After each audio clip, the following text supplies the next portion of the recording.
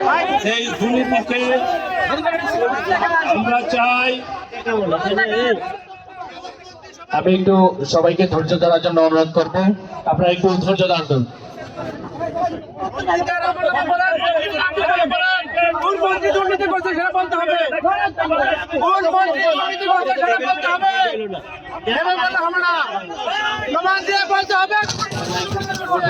করার জন্য আহ্বান জানাচ্ছি।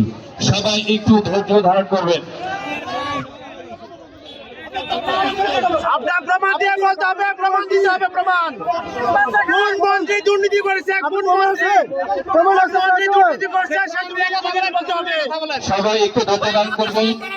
কোন দল বা কোন ব্যক্তিকে আক্রমণ করে কথা বলা যাবে না। প্রমাণ দেন। সুশাসন নাগরিক আমরা জানি, আমাদেরকে সেই ব্যাপারে এতগুলো শিক্ষা দেওয়ার প্রয়োজন নাই। এখানে আমাদের উপস্থিত হয়েছি, আমরা সকলেই সচেতন। এখানে কোনো দলকে কটাক্ষ করে বক্তব্য দিলে অবশ্যই সেই দলের কর্মীরা সেটি মেনে নিতে পারে না। এটি গণতান্ত্রিক ভাষা না। প্রত্যেককে সম্মান করে প্রত্যেক দলের প্রতি শ্রদ্ধা ভক্তি রেখে বক্তব্য রাখতে হবে। যদি এর বাইরে কোনো দলের বিপক্ষে কেউ বক্তব্য রাখেন তাহলে সেই দলের কোনো কর্মী, কোনো সচেতন লোক এখানে কিন্তু তার কাউকে বরদাস্ত করবে না। সবাইকে একটু দৃষ্টি আকর্ষণ করছি, বিশেষ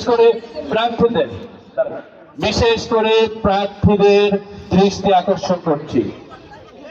কোন প্রার্থী ব্যক্তি বা দলকে আক্রমণ করে কোনো বক্তব্য জনগণের উন্নয়নের জন্য, গণতান্ত্রিক ধারা ফিরিয়ে আনার জন্য নির্বাচন অংশগ্রহণ করেছে, তাদেরকে আমি শুভেচ্ছা অভিনন্দন জানাই।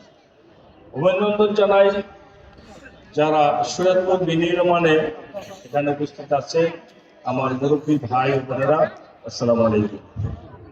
আমরা আসলে সবাই সৈয়দপুরের ভাগ্য উন্নয়নের জন্য এসেছি।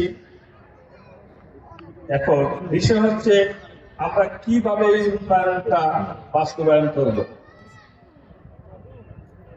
আমরা ঐক্যমত পরিষদে জনাব রবিউল আলম সাহেবের কাছে বিপ্লবী গণজোটের মধ্য দিয়ে আমি 25 দফা দাবি করেছিলাম বাংলাদেশের ভাগ্য উন্নয়নের জন্য, সন্ত্রাস, দুর্নীতি, চাঁদাবাজ বন্ধের দাবিতে। কিন্তু সেগুলা বাস্তবায়নের রূপরেখা আমরা দেখিনি। নির্বাচনে অংশ নিয়েছি। নির্বাচনে অংশগ্রহণের জন্য আজকে সৈয়দপুরের জনগণের কাছে আমি এসেছি, আপনাদের দোয়া ও ভালোবাসা কামনা করে। আমরা চাই বাংলাদেশ একটি দুর্নীতি মুক্ত বাংলাদেশ তৈরি হোক। সেটার জন্য যে রূপরেখা, সেই রূপরেখা নিয়ে মাঠে নামতে হবে। মানুষকে দিয়ে নিয়ে বাংলাদেশের উন্নয়ন হবে না। বাংলাদেশের উন্নয়ন করতে হলে 3 থেকে 4টি কাজের দরকার। এই 4টি কাজের মধ্য দিয়ে বাংলাদেশ শুধু স্বয়ং সম্পূর্ণ উন্নয়নশীল একটি দেশে প্রতিষ্ঠা লাভ করতে পারবে।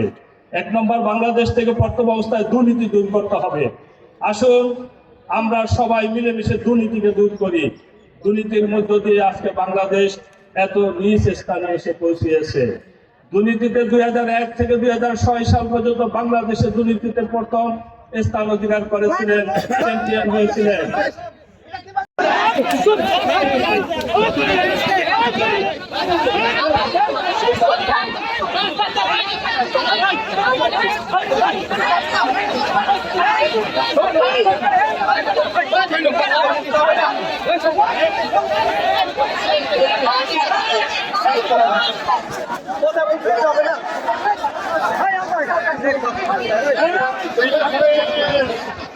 আজব কাহিনী, কথা বলতে দিতে হবে না। কারণ কি এগুলা কি শুরু করছেন এখনই? হ্যাঁ, কথা বলতে দিতে হবে না। এগুলো কি শুরু করছে এখন? ভাইজান আসসালামু আলাইকুম। ভাইজান একটু প্লিজ আপনি একটু থামেন, একটু থামেন। এখানে যারা বসে আছে একটু সুযোগ দিন ভাই। আসলাম ভাই, একটু বলেন, কথা বলেন ভাই।